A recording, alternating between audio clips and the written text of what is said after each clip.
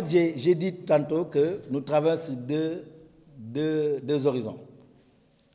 L'horizon immédiat, c'est la saison 2024-2025, qui est différent de l'horizon 2030. Et ce budget de 1 milliard, c'est le budget que le CASA veut avoir à sa disposition désormais, à partir de 2030, que de manière régulière, que le minimum du budget du CASA soit de 1 milliard. Nous sommes maintenant dans la phase transitoire.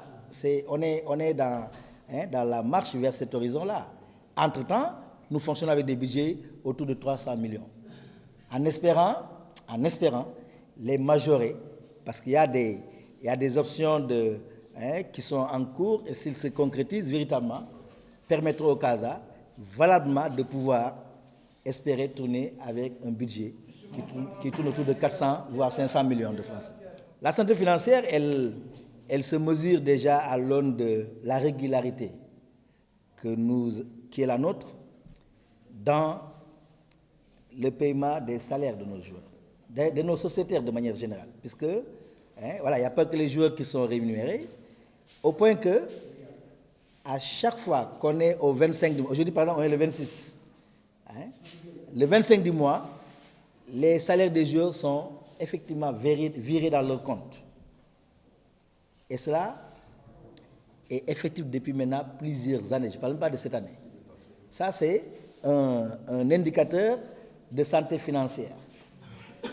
Nous avons également, et ça c'est un exemple, j'allais dire, unique au Sénégal.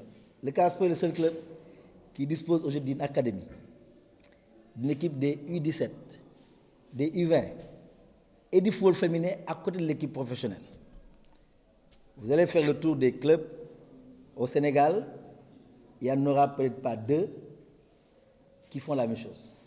Et toutes ces catégories de clubs sont prises en charge régulièrement pour toutes leurs compétitions. D'ailleurs, des tâches de qualification à la gestion des compétitions, en passant maintenant par la prise en charge. Pour la petite histoire, nous avons en location pratiquement quelque chose comme 6 villas. La villa qui fait office de siège à Dakar, il y en a 3 ici à Ziguinchor qui abritent nos joueurs, et celle qu'on a prise à Kolda, sans compter, maintenant nous avons arrêté la location du siège parce que nous avons aménagé nos bureaux au niveau de notre local.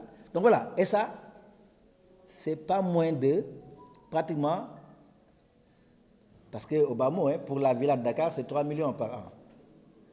Et régulièrement, le CASA est à jour de ces... Donc tout ça également, c'est un indicateur de santé financière du CASA. Sans compter maintenant, comme je dis, la gestion des compétitions. Au plan local, cette année, ça a été encore beaucoup plus dur parce que nous avons joué pratiquement tous nos matchs à l'extérieur.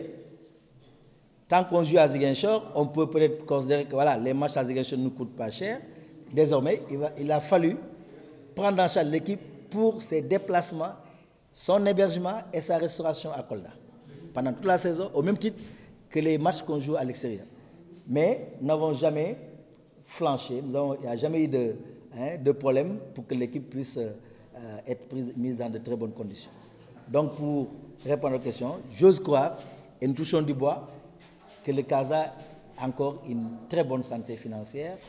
Et c'est cette santé financière-là que nous allons nous appuyer et justement en prenant en compte les orientations qui ont été faites par les ateliers, notamment l'atelier sur les finances, notamment améliorer notamment les sources de revenus et permettre au CASA notamment d'être à la hauteur de ses ambitions.